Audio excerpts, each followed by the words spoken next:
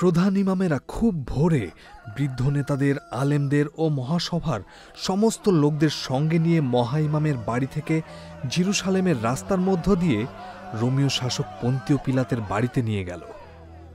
ধর্মীয় নেতারা চেয়েছিলেন পিলাত যেন ঈসাকে মৃত্যুদণ্ড দেন। তারা এই বলে ঈসার বিরুদ্ধে নালিশ জানাতে লাগলেন, আমরা দেখেছি ওই লোকটি সরকারের বিরুদ্ধে আমাদের লোকদের নিয়ে যাচ্ছে। সে সম্রাটকে খাজনা দিতে নিষেধ করে এবং বলে সে নিজেই মসীহ, একজন বাদশাহ।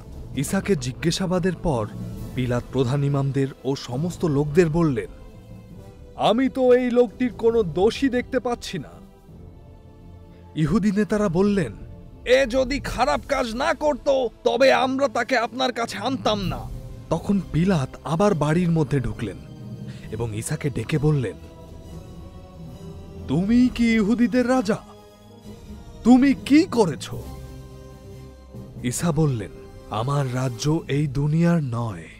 যদি আমার রাজ্য এই দুনিয়ার হতো তবে আমি যাতে ইহুদি নেতাদের হাতে না পড়ি সেই জন্য আমার লোকেরা যুদ্ধ করত, কিন্তু আমার রাজ্য তো এখানকার নয়।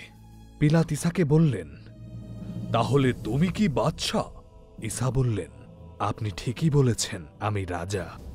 সত্যের পক্ষে সাক্ষ্য দেবার জন্য আমি জন্মেছি, আর সেজন্যই আমি দুনিয়াতে এসেছি। যে কেউ সত্যের, সে আমার কথা শোনে। পিলাত তাকে বললেন, সত্য কি? এই কথা বলে তিনি আবার বাইরে ইহুদি নেতাদের কাছে গিয়ে বললেন, আমি এর কোনো দোষী দেখতে পাচ্ছি না। কিন্তু জনতা চিৎকার করতে লাগলো, ওকে ক্রুশে দাও, ওকে ক্রুশে দাও। পিলাত তৃতীয়বার লোকদের বললেন, কেন? এই লোকটি কি দোষ করেছে? আমি তো তার কোনো দোষী দেখতে পাচ্ছি না যাতে তাকে মৃত্যুর শাস্তি দেয়া যায়। সেই জন্য তাকে আমি অন্য শাস্তি দেবার পর ছেড়ে দেব। কিন্তু লোকেরা তাকে ক্রুশের উপর হত্যা করবার জন্য চিৎকার করতে লাগলো এবং শেষে তারা চেঁচিয়েই জয়ী হল।